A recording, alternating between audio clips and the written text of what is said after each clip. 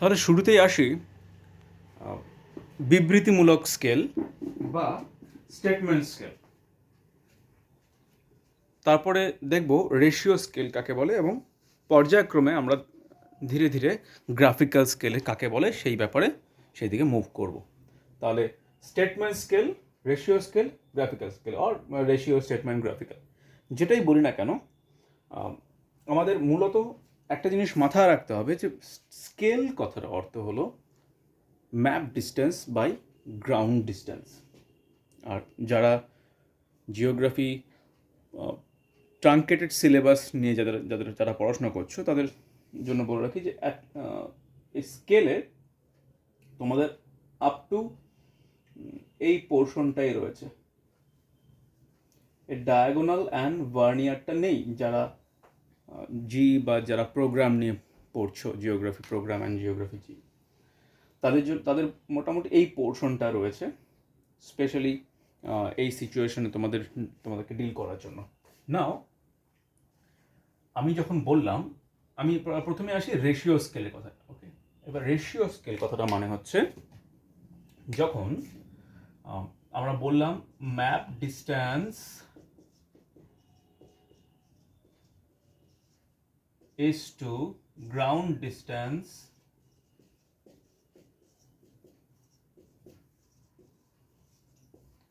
তাহলে এই একটা রেশিও সিম্বল দিয়ে আমি এটাকে ডিনোট করছি, দ্যাট মিনস ওটাই রেশিও স্কেল। আমি একটু আগে বোঝালাম যে এ অ্যান্ড ডিস্টেন্স বিটুইন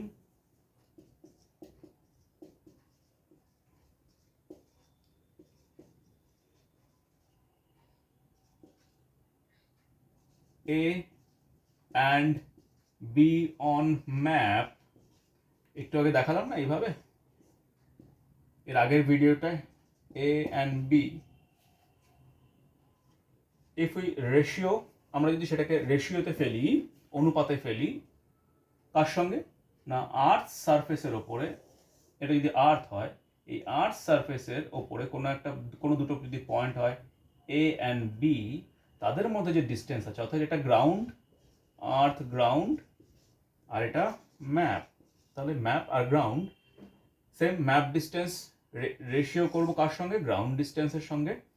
তাহলে এ অ্যান্ড বি যদি ম্যাপের মধ্যে থাকে, সেম দুটো পয়েন্ট এ অ্যান্ড বি গ্রাউন্ডে কতখানি ডিস্টেন্স আছে, তো রেশিও করবো কার সঙ্গে, distance between same two points, that is A and B on ground. Distance between A and B on the map and distance between same two points. Okay, same two points on the ground. তাহলে সেটা হয়ে যাবে scale, আমার ratio scale হয়ে যাবে। আশা করি বোঝাতে পারলাম। এবার ধরা যাক ম্যাপের মধ্যে কলকাতা টু শিলিগুড়ির ডিস্টেন্স দেয়া আছে। If suppose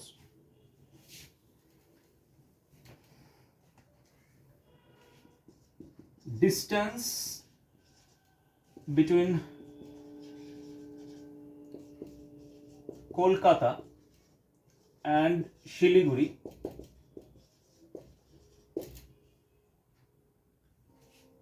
is 650 kilometers.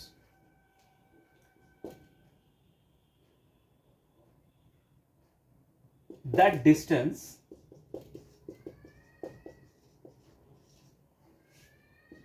is shown by 100, not 100 but approximately, suppose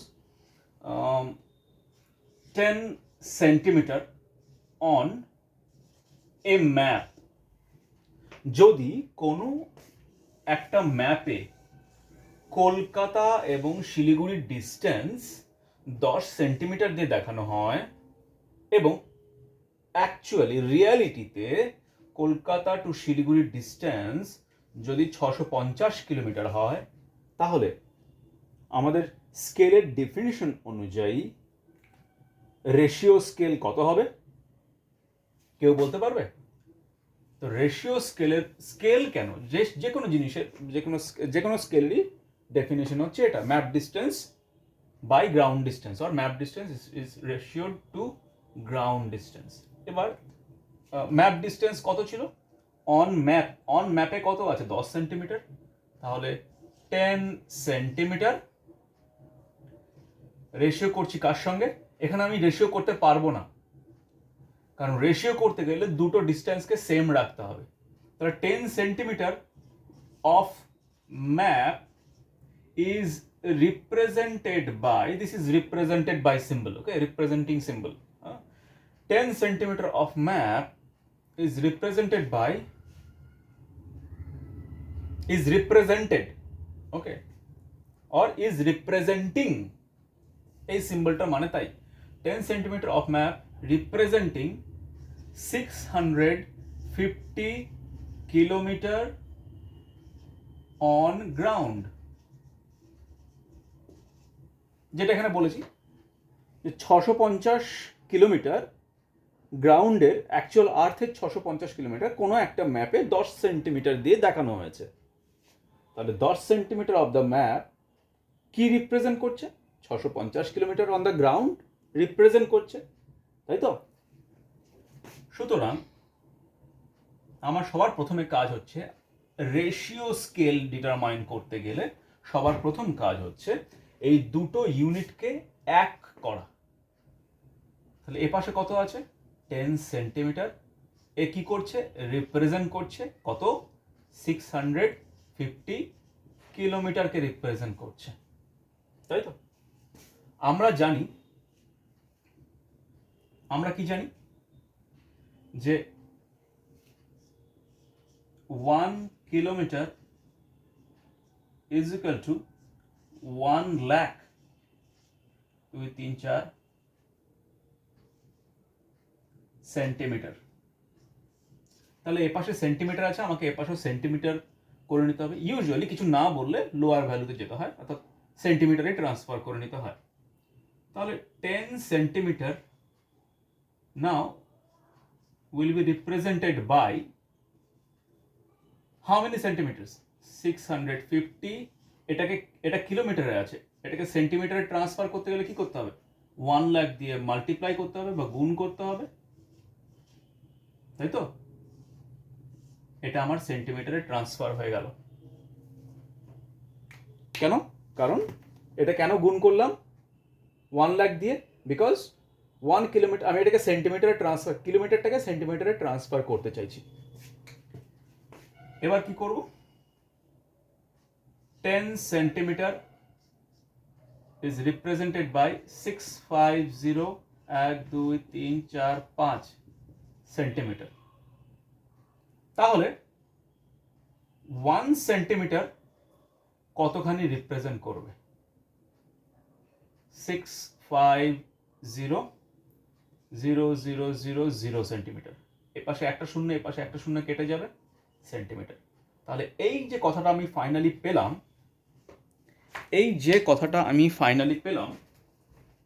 এই কথাটাই কিন্তু আমাদেরকে মাথায় রাখতে হবে। এটাই হয়ে গেল আমাদের রেশিও স্কেল।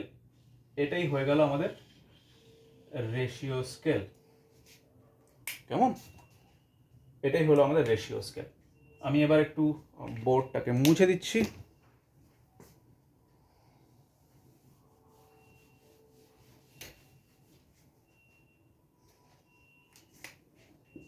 Hence,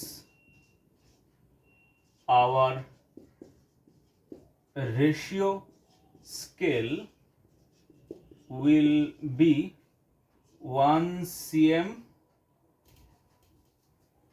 1:650,000।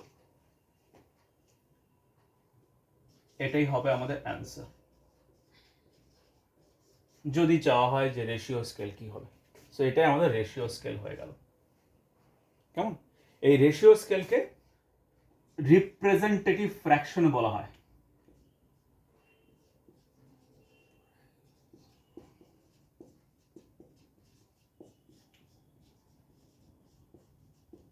যেহেতু একটা ফ্র্যাকশনে আসছে, এটাকে কিন্তু আমরা এভাবেও লিখতে পারবো 1/6500000। এই নাম্বারটাকে আমরা এইভাবেও লিখতে পারি, তাই না?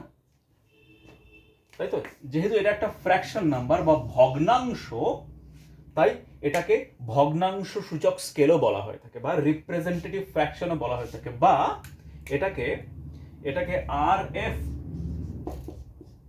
স্কেলও বলা হয়ে থাকে। রিপ্রেজেন্টেটিভ ফ্র্যাকশন স্কেল বা আরএফ স্কেল বা রেশিও স্কেল, যে নামেই ডাকি না কেন একই। কি মিন করবে না, 1:, সামথিং।